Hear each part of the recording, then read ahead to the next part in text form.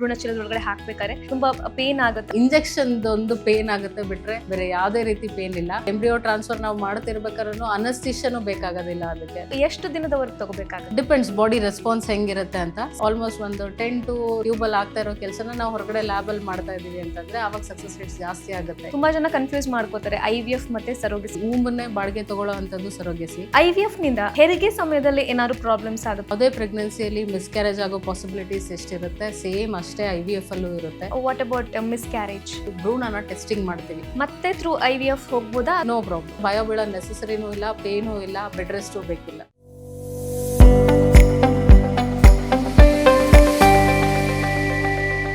ಇನ್ನೊಂದು ಗೊಂದಲ ಏನಂತ ಹೇಳಿದ್ರೆ ಇಷ್ಟೆಲ್ಲ ನೀವು ಹೇಳಿದ್ರಿ, ಸೊ ಇದು ಪೇನ್ಫುಲ್ ಆಗಿರುತ್ತಾ ಹೇಗೆ? ಅಂದ್ರೆ ನೀವು ಒಳಗಡೆ ಹಾಕ್ಬೇಕಾದ್ರೆ ಆ ಭ್ರೂಣಚೀಲದ ಒಳಗಡೆ ಹಾಕ್ಬೇಕಾದ್ರೆ ಯಾವ ರೀತಿ ಪ್ರೊಸೀಜರ್ ಇರುತ್ತೆ? ತುಂಬಾ ಪೇನ್ ಆಗುತ್ತಾ ಅನ್ನುವಂಥದ್ದು ಕೂಡ ಕೇಳ್ತಾರೆ. ಈ ಎಲ್ಲೂ IVF ಅಲ್ಲಿ ಪೇನ್ ಅನ್ನೋದು ಆಗೋದೇ ಇಲ್ಲ.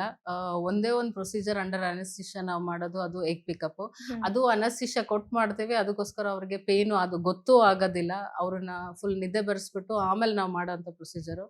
ಅದ್ ಬಿಟ್ರೆ ಡೈಲಿ ಇಂಜೆಕ್ಷನ್ಸ್ ಅವ್ರು ಏನ್ ತಗೊಂತಾರಲ್ಲ, ಸಣ್ಣ ಇಂಜೆಕ್ಷನ್ ಒಂದು ಪೇನ್ ಆಗುತ್ತೆ ಬಿಟ್ರೆ ಬೇರೆ ಯಾವುದೇ ರೀತಿ ಪೇನ್ ಇಲ್ಲ. ಅಂಡ್ ಟ್ರಾನ್ಸ್ಫರ್, ಎಂಬ್ರಿಯೋ ಟ್ರಾನ್ಸ್ಫರ್ ನಾವು ಮಾಡ್ತಿರ್ಬೇಕಾದ್ರೂ ಅನಸ್ತಿಷನು ಬೇಕಾಗೋದಿಲ್ಲ ಅದಕ್ಕೆ. ಸೊ ಜಸ್ಟ್ ಹಂಗೆ ಮಧ್ಯಾಹ್ನ ಬರ್ತಾರೆ, 1-2-3 ಅವರ್ಸ್ ಟ್ರಾನ್ಸ್ಫರ್ ಮಾಡ್ತೀವಿ, ಸ್ವಲ್ಪ ರೆಸ್ಟ್ ಮಾಡ್ತಾರೆ, ಆಮೇಲೆ ಮನೆಗೆ ಹೋಗ್ತಾರೆ. Same day they can go back home. ಎಷ್ಟೊಂದು ದಿನ ನನ್ನ ಪೇಷಂಟ್ಸ್ಗೆ ಅಂದ್ರೆ ತುಂಬಾ ದೂರದಿಂದ 400-500 ಕಿಲೋಮೀಟರ್ಸ್ ದೂರದಿಂದ ಬಂದಿರೋರ್ಗು ಸೇಮ್ ಡೇ ವಾಪಸ್ ಕಳ್ಸಿದ್ದೀನಿ ನಾನು. ಬೆಡ್ ರೆಸ್ಟ್ ಬೇಕು, ಎಂಬ್ರಿಯೋ ಟ್ರಾನ್ಸ್ಫರ್ ಆದ್ಮೇಲೆ ಕಂಪ್ಲೀಟ್ ಬೆಡ್ ಅಲ್ಲೇ ಇರಬೇಕು, ಏನೂ ಆಕ್ಟಿವಿಟೀಸ್ ಮಾಡಬಾರ್ದು, ಆ ಥರದೂ ಏನೂ ಇಲ್ಲ. IVF ಅಂತಂದ್ರೆ ಭಯ ಬೀಳೋ ನೆಸೆಸರಿನೂ ಇಲ್ಲ, ಪೇನೂ ಇಲ್ಲ, ಬೆಡ್ ರೆಸ್ಟು ಬೇಕಿಲ್ಲ. ಓಕೆ, ಸೊ ನೀವು ಡೈಲಿ ಇಂಜೆಕ್ಷನ್ಸ್ ತಗೋಬೇಕು ಅಂತ ಹೇಳಿದ್ರಿ, ಸೊ ಎಷ್ಟು ದಿನದವರೆಗೆ ತಗೋಬೇಕಾಗುತ್ತೆ? ಡಿಪೆಂಡ್ಸ್ ಬಾಡಿ ರೆಸ್ಪಾನ್ಸ್ ಹೆಂಗಿರುತ್ತೆ ಅಂತ. ಸೆಕೆಂಡ್ ಡೇ ಇಂದ ನಾವು ಸ್ಟಾರ್ಟ್ ಮಾಡ್ತೀವಿ. ಆಲ್ಮೋಸ್ಟ್ ಒಂದು 10 to 13 days ಕೊಡ್ತೀವಿ. ಸಮ್ಟೈಮ್ಸ್ ಅಪ್ ಟು 16 daysನೂ ಕೊಟ್ಟಿದ್ದಿದೆ ಕೆಲವೊಂದ್ಸತಿ ರೆಸ್ಪಾನ್ಸ್ ಕರೆಕ್ಟ್ ಆಗಿ ಬರ್ದೇ ಇರ್ಬೇಕಾದ್ರೆ, because of so many reasons. So 13 injections, 13 days ದಿನ ಒಂದೊಂದು ಇಂಜೆಕ್ಷನ್ ಕೊಡ್ತೀವಿ. ಓಕೆ, ಫಸ್ಟ್ ಅಟೆಂಪ್ಟ್ ಅಲ್ಲೇ ಈ IVF ಮೂಲಕ ಕನ್ಸೀವ್ ಆಗಕ್ಕೆ ಸಾಧ್ಯನಾ? ಆಗುತ್ತೆ ಡೆಫಿನೆಟ್ಲಿ. ಯಾವ ಕಾರಣಕ್ಕೋಸ್ಕರ ನಾವು ಮಾಡ್ತಾ ಇದ್ದೀವಿ ಅನ್ನೋದು ಇಂಪಾರ್ಟೆಂಟು. ಕೆಲವೊಂದು ಸತಿ ತುಂಬ ಮೇಜರ್ ಪ್ರಾಬ್ಲಮ್ಸ್ ಇದ್ದಾಗ, ಪ್ರಿಮೆಚೂರ್ಡ್ ಓವೇರಿಯನ್ ಫೇಲ್ಯೂರ್ ಆದಾಗ, ಎಗ್ ರಿಸರ್ವ್ ಎಲ್ಲ ಕಮ್ಮಿ ಇದ್ದಾಗ, ಅದ್ರ ಮೇಲೆ ಅಂದರೆ ನಿಮ್ಗೆ ಏನು ಪ್ರಾಬ್ಲಮ್ಮು ಅದ್ರ ಮೇಲೆ ಸಕ್ಸಸ್ ರೇಟ್ಸ್ ಡಿಪೆಂಡ್ ಆಗಿರುತ್ತೆ. ಟ್ಯೂಬಲ್ ಫ್ಯಾಕ್ಟರ್ ಅಂದರೆ ಟ್ಯೂಬಲ್ ಪ್ರಾಬ್ಲಮ್ ಇರುತ್ತೆ, ಟ್ಯೂಬಲ್ ಆಗ್ತಾ ಇರೋ ಕೆಲಸನ ನಾವು ಹೊರಗಡೆ ಲ್ಯಾಬಲ್ಲಿ ಮಾಡ್ತಾ ಇದ್ದೀವಿ ಅಂತಂದರೆ ಆವಾಗ ಸಕ್ಸಸ್ ರೇಟ್ಸ್ ಜಾಸ್ತಿ ಆಗುತ್ತೆ. ಏನಕ್ಕೆ ಅಂತಂದರೆ ರೀಸನ್ಸ್ ಆರ್ ಡಿಫ್ರೆಂಟ್. ಸೊ ನಿಮ್ಗೆ ಏನು ಪ್ರಾಬ್ಲಮ್ ಇದೆ ಅದ್ರ ಮೇಲೆ ನಿಮ್ಮ ಸಕ್ಸಸ್ ರೇಟ್ಸ್ ಡಿಪೆಂಡ್ ಆಗಿರುತ್ತೆ. ಅದನ್ನ ನಿಮ್ ಡಾಕ್ಟ್ರೇ ಹೇಳ್ತಾರೆ. ಅಂದ್ರೆ ಪ್ರೊಸೀಜರ್ಗಿಂತ ಮುಂಚೆ ಯೂಶಲಿ ನಾವು ಅವ್ರಿಗೆ ಹೇಳ್ತೀವಿ, ಇದಕ್ಕೋಸ್ಕರ IVF ಮಾಡ್ತಾ ಇದೀವಿ, ಇದ್ರಲ್ಲಿ ಇಷ್ಟು ಸಕ್ಸಸ್ ರೇಟ್ಸ್ ಬರಬಹುದು ಅಂತ. ಮೋಸ್ಟ್ಲಿ ಆಗ್ಬೇಕು. Times due to some circumstances ಆಗಲ್ಲ, ಬಟ್ ಅದಕ್ಕೂ ದೇರ್ ವಿಲ್ ಬಿ ರೀಸನ್ಸ್ ಆಗದೆ ಇರೋದಕ್ಕೆ.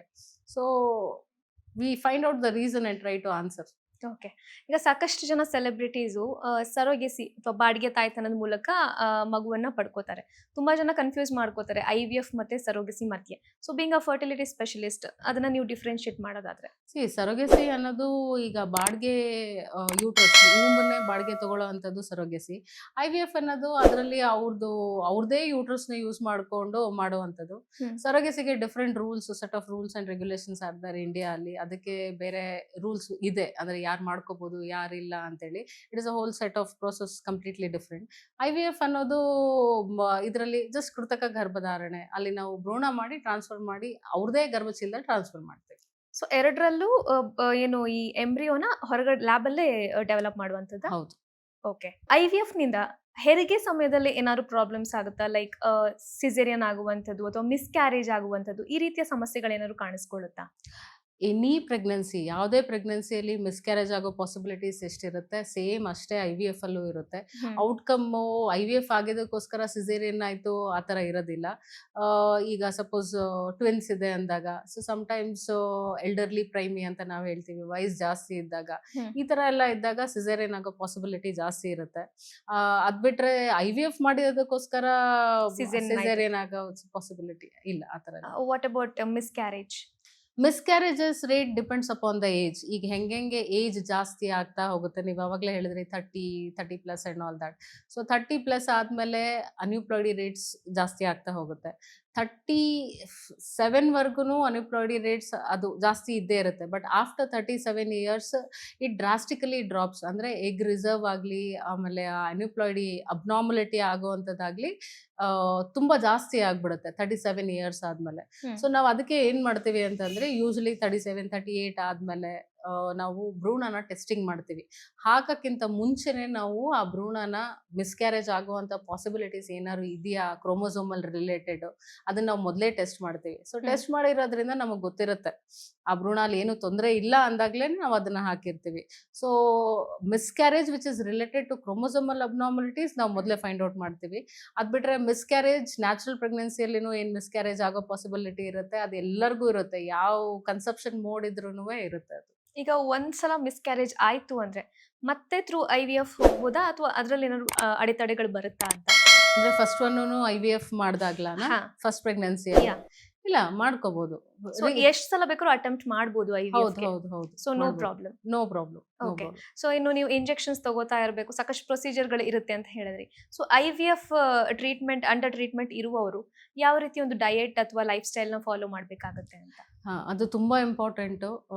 ಎಸ್ಪೆಷಲಿ ಡಯಟ್ ಅಂತ ಬಂದಾಗ ಜಂಕ್ ಫುಡ್ ತಿನ್ನಬಾರ್ದು, ಹೊರಗಡೆ ಎಲ್ಲ ತಿನ್ನಬಾರ್ದು. ಹೆಲ್ದಿ ಲೈಫ್ ಸ್ಟೈಲ್ ಮೇಂಟೈನ್ ಮಾಡೋವಂಥದ್ದು ತುಂಬಾ ವೆರಿ ಇಂಪಾರ್ಟೆಂಟು. ಗ್ರೀನ್ಸು, ಸಲಾಡ್ಸು ಎಲ್ಲ ಜಾಸ್ತಿ ತಿನ್ನೋದು.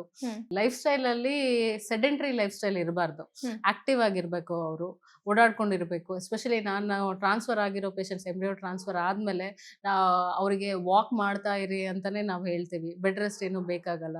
ಆ್ಯಂಡ್ ಮೋರ್ ದ್ಯಾನ್ ಎನಿಥಿಂಗ್ ಇದೆಲ್ಲದಕ್ಕಿಂತ ಹೆಚ್ಚಾಗಿ ಸ್ಟ್ರೆಸ್ಸನ್ನು ಕಡಿಮೆ ಮಾಡ್ಕೋಬೇಕು.